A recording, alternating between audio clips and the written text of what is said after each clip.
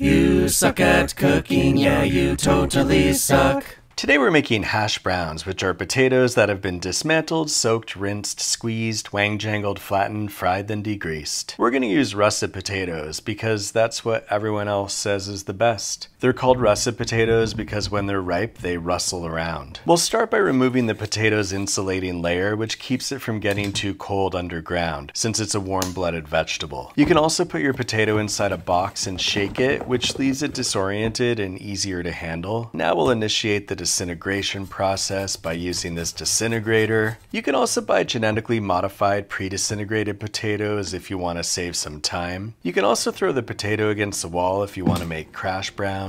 We're going to wash the smithereens in a bowl of water to clean the potatoes since they live underground, one of the dirtiest places on earth. But here's the thing I've learned about washing. The longer you soak, the more starch is removed, and the more starch that's removed, the less they bind together when you're shaping your patties. Since this recipe has no egg, you don't want to wash them too long. In fact, if you just rinse them, they'll stay pretty sticky, and while every recipe on the internet is going to say they won't end up as crispy, the thing is, they're wrong and I'm right. Now, if you do soak them, save that water and serve it as a bowl of starch gazpacho, which is a German delicacy, and traditionally eaten with a sausage spoon.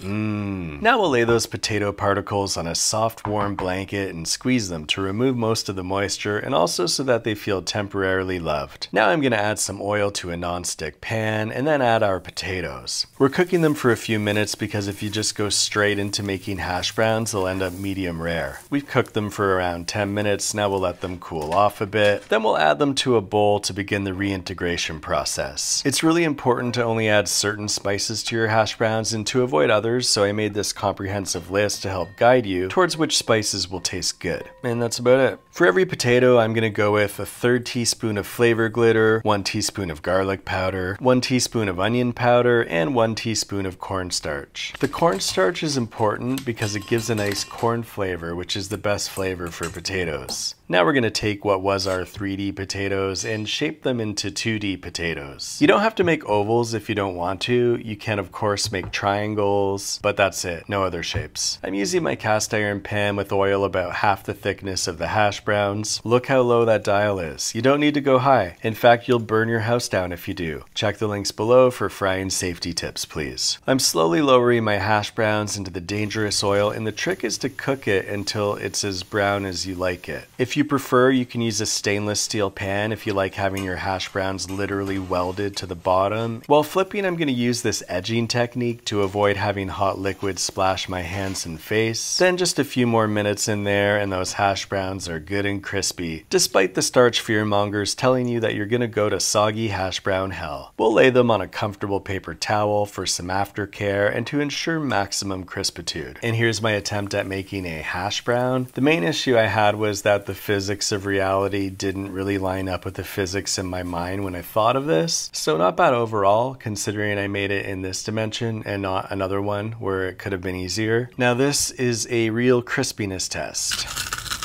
If that sounds like potato chips to you, it might be because these are made of the same material as those. Guys, seriously, if these are not the absolute best hash browns you've ever eaten in your life, I promise you that means you've found a recipe that's better than this one.